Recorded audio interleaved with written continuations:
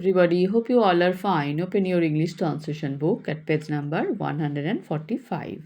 আমরা শিখছিলাম ইম্পারেটিভ সেন্টেন্সের ব্যবহার, অর্থাৎ যখন আমরা কাউকে কিছু করতে অনুরোধ করি বা আদেশ দিই বা কোনো কিছু করতে নিষেধ করি, সেগুলো আমরা কিভাবে লিখি সেই বাক্যগুলোই আমরা শিখছিলাম। আজকে আমরা নাম্বার 48 থেকে করব। দয়া করে এটা গ্রহণ করো, অর্থাৎ অনুরোধ করা হচ্ছে, প্লিজ অ্যাকসেপ্ট ইট। লাঠিগুলো বাঁধো, বান্ডেল দ্য স্টিক্স।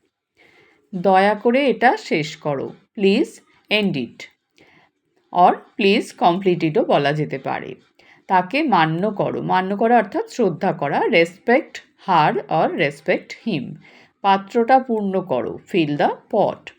বইগুলো জড়ো করো, গ্যাদার দ্য বুকস। কাগজটা ভাঁজ করো, ফোল্ড দ্য পেপার।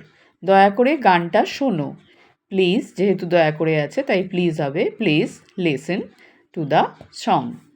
দয়া করে উঠে পড়ো, প্লিজ গেট আপ। এইভাবে এগুলো তোমরা তোমাদের বইতে সুন্দর করে পেন্সিল দিয়ে করে ফেলবে, আর তোমরা নিজেরাও এরকম অনেক বাক্য বলার চেষ্টা করবে। তাহলে খুব সহজেই তোমরা এই ধরনের বাক্য বলা এবং লেখা শিখে যাবে। কোথাও বোঝার সমস্যা হলে ক্লাসে জেনে নেবে। সবাই ভালো থাকবে, বাই।